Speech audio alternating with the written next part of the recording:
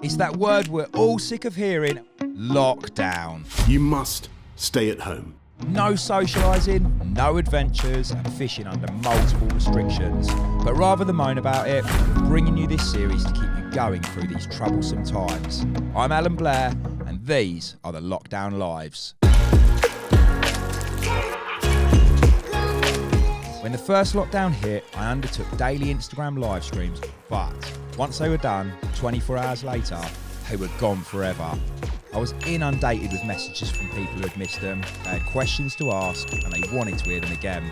So whether you've got questions about bait, want to hear me rant about what's right or wrong with fishing, FAQs, fishing in the upper layers, and plenty more, I hope this series will help answer some of your questions and potentially give you a little fishing fix during the most frustrating of times. These are the Lockdown Lives. Hi everyone, I'm back again. I hope you're all good, hope you're safe, hope you're well, hope you've managed to get out fishing. I'll give you one guess what today's episode is about. Pretty much says it all around me. We're going to talk bait. Last time we talked about locating them, finding them. Once you've done that, in my opinion, the next most important thing in your carp fishing is getting them to pick up your hook bait, getting them to come in, drop down over the top of it, suck it into their mouth, or creating a feeding situation. And to do that, we need bait. For me, over the years, bait has been an issue, quite a big issue in fact. I've really struggled with it. I'm no expert on it, let's say that. I've got to a point now where I understand it and I can use it effectively in my angling, but there were certainly periods in my life where I really struggled with it, mainly to do with chopping and changing and not believing in what I was using. If I go back to when I was a youngster, you know, growing up, teenage years, life was pretty simple. I used bread, I used corn, pepperami, luncheon meat, maggots, worms, pellets, you know, the kind of thing you could get in the supermarket, maybe some ground baits and stuff, but I didn't dabble with boilies. Like I say, angling was quite easy. I learned how to feed, the importance of feeding, regulating that feed, i.e. if you put too much in, you'll blow your swim. If you don't put enough in, you won't be able to hold the fish there. And the types of bait that the carp like to eat at specific times of the year. You know, in the summer months, for example, I'll be doing no end of floater fishing. Just on that point, this particular discussion about bait won't feature floater fishing, zigs and stalking, but we will pick that up in a later episode. As I got older, I wanted to be a carp angler, and with that came a lot more equipment, a lot more technicalities, more challenges and stuff, and bait was one of those. I was a collector.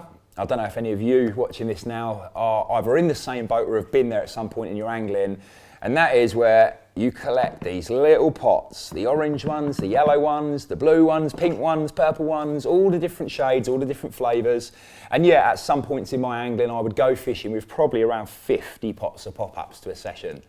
It's just ridiculous, you know. What I ended up doing was chopping and changing and never really believed in one particular one, or never gave it long enough anyway to prove its effectiveness to me. And the same applied to my food bait. Back then I would get on the going bait. Maybe it was something I saw in a magazine or had been influenced into buying. Maybe for a couple of sessions that bait would work for me, but the very moment I'd have a blank or a dreadful session, it was always the fault of one thing, and that was the bait. It wasn't my poor angling decisions, it wasn't my bad location, bad watercraft, poor rig choice or presentation, or maybe just how much noise I'd made and disturbance in the swim. It was always the fault of the bait I was using. So I'd sling that bait and I'd go to the shop and I'd buy a different one. And that was my angling for a number of years, chopping and changing, collecting these sweetie pop-ups and stuff, and not really believing in what I was using.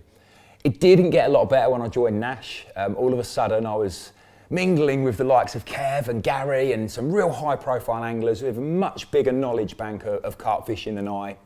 And they were very involved in their bait, specifically Gary Bays and Kev. You know, if you look at what they've done over the years for carp fishing bait, and my mind just exploded. I had access to a bait factory, I could have whatever I want rolled, and yeah, it just didn't get any easier for me.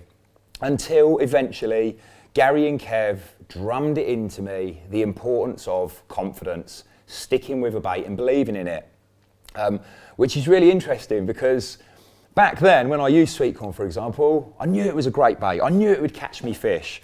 Same with pellets and stuff. But the boilies, I just chopped and changed too much, and the pop-ups and stuff. I basically got taught by them that you need to believe in your bait, you need to fish well, there's so many other factors, and if the bait is good enough and you put it in the right area, you will catch fish. And that's where I'm at now. I know if I take a citrus pop-up, just one of these little balls, and I get it into the vicinity of some carp, there's nothing, in my opinion, more attractive, 30 plus different aminos and vitamins and signals getting flung off it to draw those fish in to suck that hook bait up.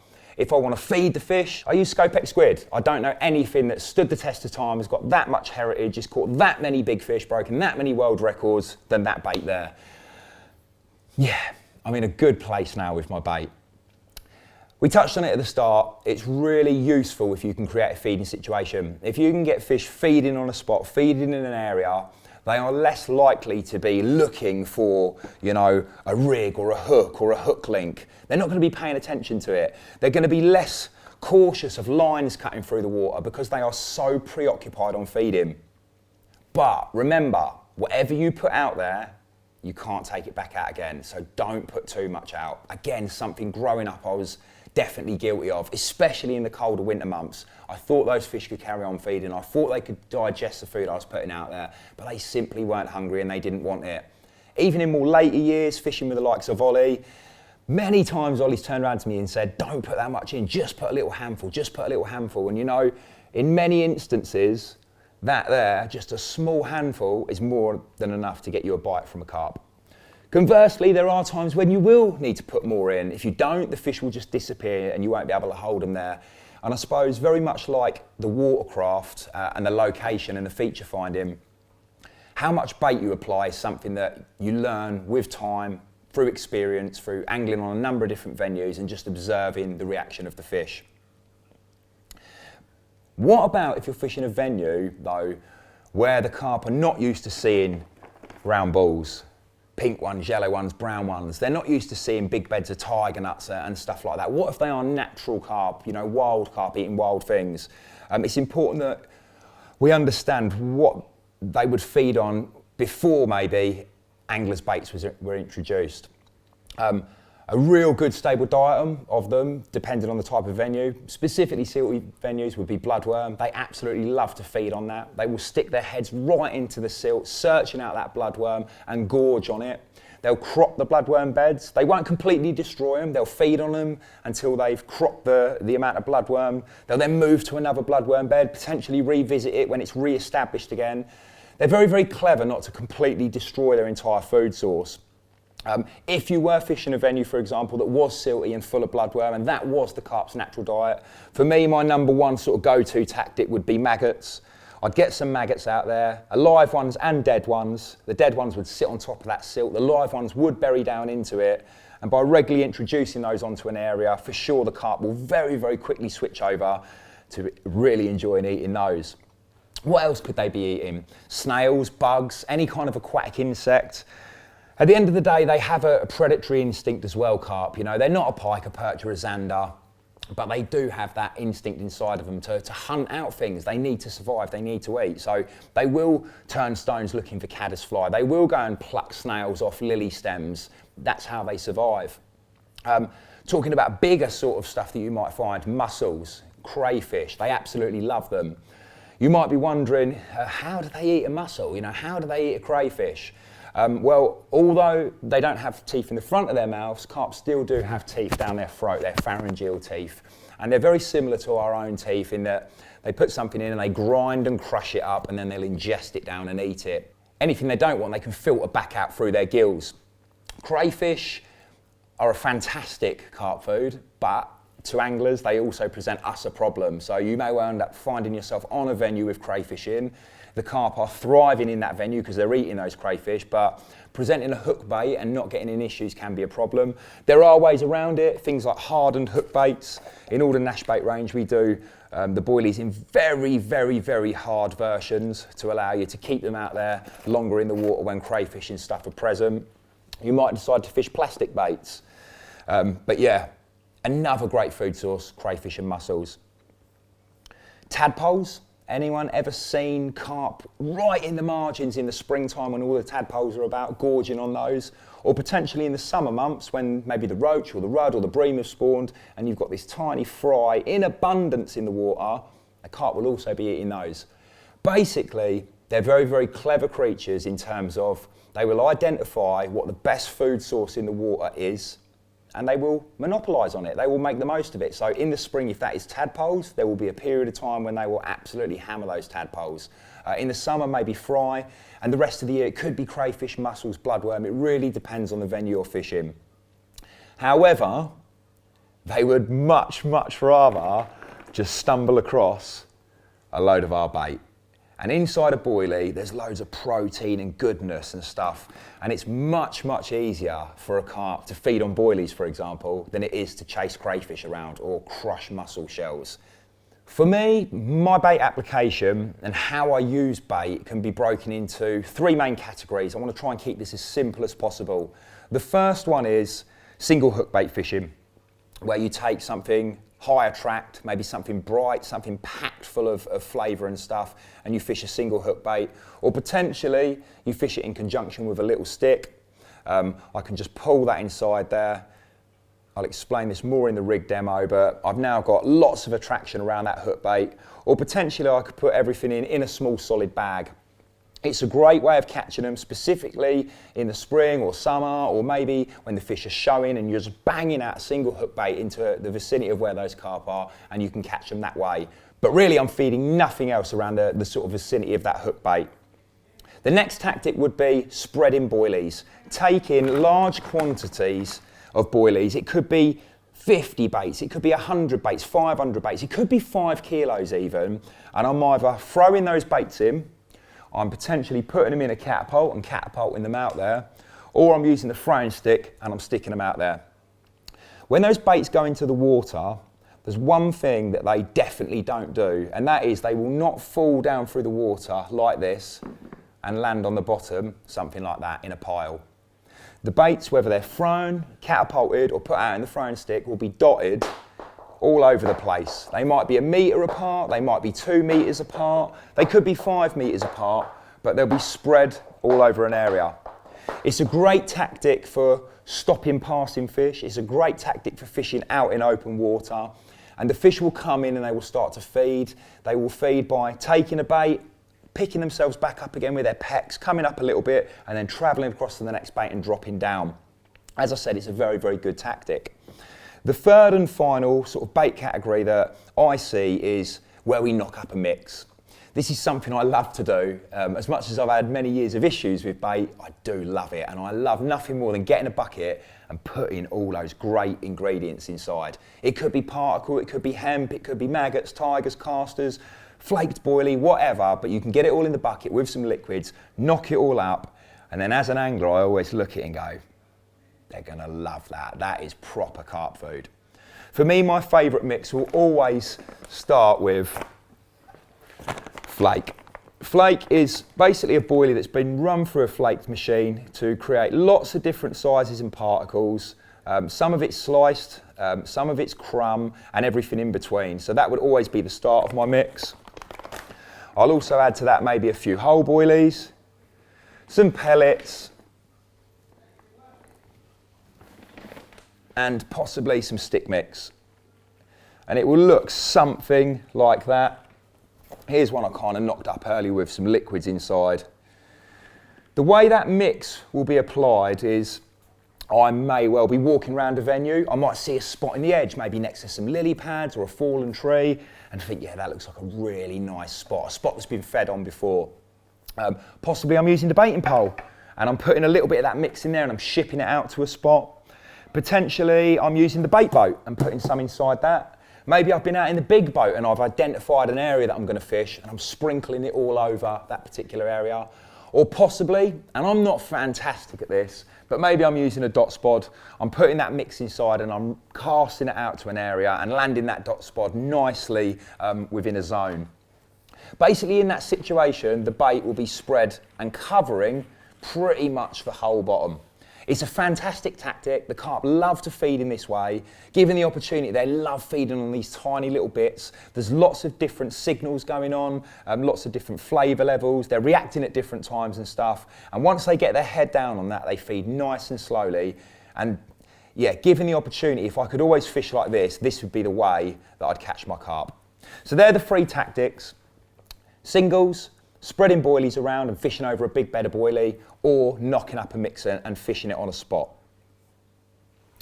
I personally, as I've mentioned, try and keep things nice and simple now. There's no deviation really, and really for me it's one of 2 ways. I'm either fishing a sweetie, which is citrus. It's the greatest sort of single hook bait lure I've ever used. I mentioned it already, it's packed for more than 30 different attractors and vitamins and aminos. It's a very, very complex bait. And to me, when I smell it, it just fills me with confidence. I mentioned it already, if I can find fish, if I can locate fish, if I can get a sort of citrus pop up in amongst those fish, I don't think I stand a better chance of getting a pickup or a bite. I will top them up with additional attraction regularly, every week or so, adding some of the plume juice or just spraying some of the citrus concentrate on there just to keep them fully loaded and packed full of attraction. It's a sweetie. I can't describe it any more than that. It's a lure. Yes, occasionally I will take some baits and dot them around maybe a Fang gyro rig or a Ronnie rig or something, just to create some confidence in the fish that there's not just one sort of citrus pop-up out there, but on the whole it's kind of a single hook bait, quick bite tactic. At the other end of the scale, you've got the squid.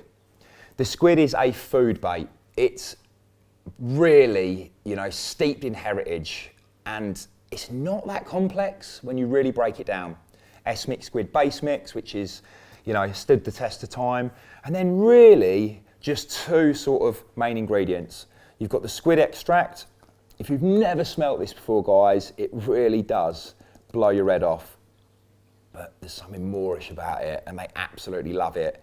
That's one of the major attractors in it. And then as for flavours, you've got the Scopex #1. So the original 3 blends of buttercream, Scopex #1, and this is always worth just taking a little mouthful of. Absolutely delicious. As I said, it's a food bait. To me, I liken it to sitting having a big roast dinner. You can come back, you want to eat it time and time again.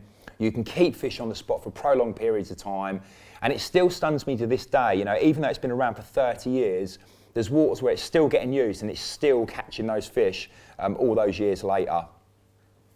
Particles, another fantastic bait, specifically after spawning when those fish are really, really hungry, or potentially on venues where either they've been hammered on boilies or they're quite natural venues. Particles is lots of seeds, it's sweet corn, it's maize, it's tiger nuts. Nuts in themselves are a fantastic bait. Fish just love freshly cooked, delicious particles. And tigers. I think with the nuts, there's that crunch element. And they take them back into their pharyngeal teeth, they crunch them up. You often know when they've got on tigers, if you ever put a fish in a retainer or a sack, you open it up in the morning and you can just see all the nuts and stuff that they've excreted out. These are academia nuts, another fantastic hook bait to fish alongside particle, or potentially Brazil nuts. Not forgetting sweet corn as well, just as a standalone, bait option. It's very, very vibrant in colour, it's incredibly sweet, and it's nice and cheap and easy to use. Particles, another fantastic bait that I do incorporate into my angling. And then of course you've got the naturals, the maggots, the worms and stuff, casters. Again, really, really good baits. Caught my first 50 pounder on a little solid bag with maggots inside it. They can be problematical if you're fishing venues where there's lots of nuisance fish, which is why a lot of my maggot fishing will be done in the colder months when the roach and the rudd and the stuff, the perch, they sort of hide away in the rushes and the dense weed beds to stay away from the cormorants. It just makes maggot fishing that little bit easier in the winter, but fantastic bait. Same goes for worms and stuff. Yeah, there is a whole host of different things to use. I've been confused myself. I really don't want you guys to be confused either. Just try and think, how are the fish currently feeding? Are they bait fish? Are they natural fish? Play to your advantage there and think about how you're going to feed them. Am I going to fish a single? Am I going to sort of spread boilies? Or am I going to fish over a sort of spot with a mix that's going to keep them grubbing around? And we'll pick that concept back up of those 3 different baiting tactics when I talk about rigs, and I'll explain to you exactly what rigs I'm going to use in those situations. I'm just going to clear this up and then talk to you a little bit more about flake. Flake to me is one of the greatest things I've ever used. For many years I relied so much on my quarter crusher. I would crumb boilies, I would crush pellets and stuff. About 5 or 6 years ago we introduced flake into our range in both the citrus and the Scopex Squid version. As I mentioned, it's sort of sliced boilies, so some of them look like this, some of them look like that. They really are a complete mishmash of shapes. When you feed them over silt or silkweed, they flutter down through the water really, really nicely. And in amongst that, you've also got lots and lots of bits of dust. As I said, various particle sizes. When I use this stuff, this is how I think about it. If I take in my hand this amount of flake, and then I take the equivalent in boilies. So they weigh exactly the same. They've cost me the exact same amount. If I apply those boilies onto a spot, there is a possibility that in minutes, you know, half an hour, 10 minutes, it doesn't matter, that a fish can come in there, it can take those baits, and there is no attraction left on that spot. If I take, on the other hand, some flake and I put it onto that spot and the fish come in and start feeding on it, firstly there'll be different signals given out because it's not a whole boilie, it's various different bits of boilies, and they'll be releasing at different time rates. They'll come in and they'll start feeding. To start with, yes, they might clear up all these big bits, like so. But to clear up every last morsel of food there, it will take them absolutely hours. And I've witnessed this myself. Exactly the same quantity of bait, same amount of weight, just applied in a slightly different form. And you can take that on one step further by, for example, adding liquids. This is a Scopex Squid liquid bait soap. I'm going to try and tip it on my side so you can see it. At the top here, you've got a load of oil, and at the bottom here, you've got a load of food-based liquids. If I give it a really big shake and pour it into the tank, like so, you can see how heavy it is and how it's immediately falling down to the bottom. The oil-based stuff that I showed you at the top, you know, that's all going to be pinging up through the water levels and bringing fish down onto the spot. All that heavy liquid stuff at the bottom, that's going to impregnate into the silt, into the crevices in the gravel, into the weed and stuff. So if I take some of this and I mix it with my grubbing around mix, with my flake and stuff, I apply it onto a spot, I literally can keep the fish there feeding for hours and hours and hours. And of course, the longer I can keep them feeding on a spot, the more likely they are to trip up on my hook bait and I catch them and stuff. Talking of tripping them up, here's an interesting concept. There's no right or wrong to this. You'll often see people tipping a hook bait. They might put a little bit of white on top, a little bit of orange, a little bit of yellow corn or something. And I often wonder to myself, like I say, there's no right or wrong. If I have a feeding situation like this, with some of this mix, and the fish come in, do they go straight to that hook bait because of the little bit of yellow and take it, and I get the bite nice and quickly, or do they come in and feed all the way around it, taking absolutely everything and just leaving that hook bait because they see it as a bit of danger? That's very much an unanswerable question, and you can only really gauge that through trial and error, but it's something to be conscious of. Sometimes by tipping a hook bait with a little bit of bright, it can be a massive edge, but sometimes it can also work, you know, to the detriment. Last couple of bits, guys, on bait, and two really important bits for me. I'm going to struggle to show you it now in this tank because I've poured so much liquid in there. I mentioned earlier about utilising a little stick to add extra attraction around a single hook bait. This here's a citrus fizzing stick mix.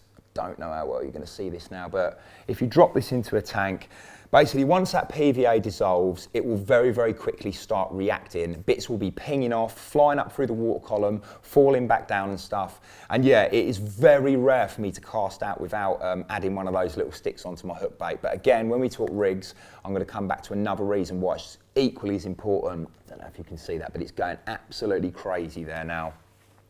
And the biggest one of all, the biggest bait edge I've been given, maybe with the exception of riser pellet in the last 5 or 6 years, is these things here. Cultured hook baits. They're available in 15, 20, 15, 18, 20 and 24 mil. This is sort of Gary and Keith Sykes' brainchild, and for me this is the ultimate hook bait to catch carp. I've caught more carp on these than anything else. The concept was they wanted to put a hook bait in the vicinity of the freebies that was seriously more attractive than everything else. And the way they wanted to do that was through the use of enzymes. Now, I said at the start, I'm no bait expert. Enzymes are put into all boilies. These have got enzymes, the citrus has got enzymes. Any reputable bait company out there will be trying to introduce enzymes into their bait. My very basic understanding is the enzymes basically stimulate and trigger the fish into feeding when they're not necessarily that hungry. So going back to the example where I said this is great, this is like a roast dinner, Scopex squid, feed on it time and time again. If I've personally had a roast dinner, a really good one, you know, and I'm full, I'm absolutely bursting. If I go for a walk an hour or so later and I walk past a McDonald's and I smell that McDonald's, even though I do not need to eat anything else, I'm straight in there and I'll order 2 double cheeseburgers. There's something in that smell, in that aroma that just pulls me in every time to get a double cheeseburger. The enzymes are doing a similar thing. The fish might not necessarily be hungry, feeding ravenously, but inside there, the enzymes are chucking out a signal saying, come and eat me, come and eat me. So of course, as a bait manufacturer, Nash bait, CC Moore, Mainline, Dynamite, everyone, we all want to put these enzymes into our bait to stimulate and trigger the fish into feeding. The downside is, when you take an enzyme, to produce a boilie, it needs to go through, as the name suggests, a boiling process. The boiling process involves very, very hot water. The problem with the enzymes is when the enzymes are put into that hot water, they denature massively. It almost kills them off completely. You know, the enzymes are a living thing. So the enzymes go into the mix 100% pure, but by the time they've been boiled and stuff, there's only approximately 30% pureness left of the enzymes in these baits. So yeah, incredibly effective on their own, but only with 30% of the pureness of the enzymes. Gary and Keith wanted to take a hook bait and make it have 100% pure enzymes in it. And the way they did that was by taking an existing boilie, this is a 24mm squid bottom bait, and around the outside you have this cultured skim. It's been layered and layered and layered and layered and layered onto the top, and inside there you've got 100% pure living enzymes. So when I take, for example, a mix and a bait that I'm super confident in, Scopex squid, flake, and then in amongst that, I fish on my hook, a single cultured hook bait, it's devastating. The skin breaks down depending on water temperature, depending on maybe if you're fishing in a river and there's a flow, anywhere between 2 and 6 hours. In a still water environment, it will just seep into the bottom and carry on kicking out of traction. In a river, for example, it will be taken off downstream, but I see that as a massive edge as it brings the fish back up to where my hook bait is. To wrap things up with regards to my thoughts on bait, I'm going to end by running through some of the products I use to apply it out there into the water. The first one, the most common, is catapults. I always carry a range of different sizes with me, different elastic strengths and stuff. They do tend to break and stuff, and they're just a great apparatus for feeding bait at sort of short and medium range. You've got throwing sticks. This is the Cyber Light here, pure, true carbon design, and again, very, very easy to use. This would be for more sort of medium to long range, putting baits out up to 100 yards. Of course, Spods. These are the dot spods. They're available in 2 different sizes. Really, really simple to use. It's a one-hand action. You can just scoop it into the bucket, fill it up, close the lid, give it a little shake, and out they go, flying really, really true. Ball makers. Don't know if you've seen these before. We do 4 different sizes in the range.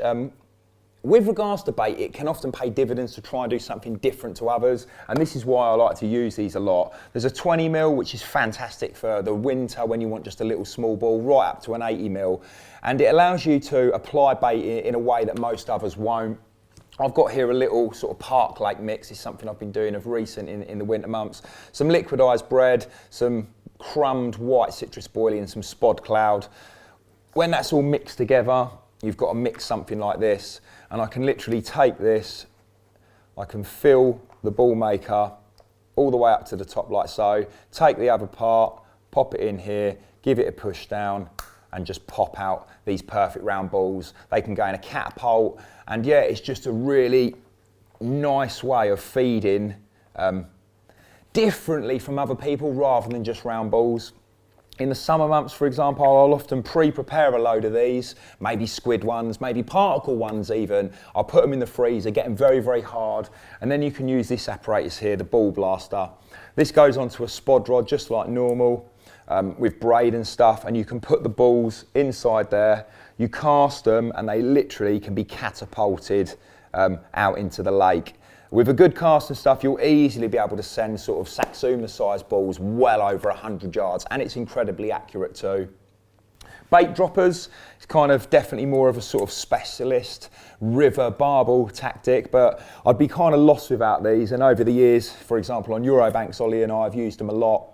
When you're fishing deep venues, potentially when you're fishing rivers that are very, very fast flowing, and you just want to get that bait down onto the bottom and not dispersed everywhere through the water column, you can use something like this. Again, tie it onto a spod rod, fill it up with your bait, you can lower it down through the water, and it will just open at the bottom and let everything out. So another fantastic product. Obviously, the product of the moment, the Bushwacker. I've been using poles of some description for many, many years, but nothing comes close to this thing here. The two major factors why it's such an incredible product. Firstly, the spoon design with its two catamaran chambers either side, making it incredibly stable.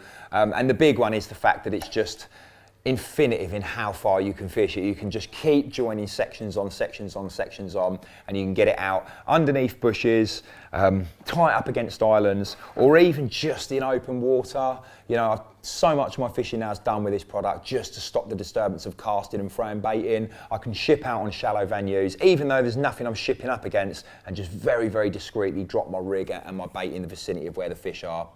And of course, bait boats. You know, I'm not a massive bait boat user, but over the years I have used them. They are an absolutely phenomenal product in the right situation. The problems I've had over the years with some of the models I've used, they just let me down. I'm not very techie, as I've mentioned. I just want one. I can get the rig in there, put a bit of bait in, drive out, and it comes back to me. And these RT4s, they're just the bollocks. No issues whatsoever. I don't mess around with the echo sounders or the mapping and stuff. I know lads that do, and you can get really, really techie and experienced with them. For me, I just love the reliability of these boats that so far never had an issue of getting my rig out long, long distances and catching fish utilising them. So there's a few of the apparatus I use and stuff. Yeah, bait. Most important thing, guys, pick something that you believe in and you know will work. Stick with it. Be confident in it. Think about how you're applying it. Think about what you're using over the course of the season. Remember, in the winter months, the fish are just not hungry, so don't fill it in. Remember, there's a time and a place for using sweeties, luring those fish in with just a few freebies. Conversely, there's times when you're going to need a really good quality food bait, like the Scopex squid. They're going to come and eat it time and time again. Yeah. Think what you're using, why you're using it, and give those fish something that they can't resist, and I guarantee you'll catch plenty of carp this year. See you next time, guys. We're going to talk about rigs. I'm going to incorporate the rigs into the situations I've mentioned today and run through a few of the ways I tie them and why I use them. Big love. Catch you later. Bye-bye.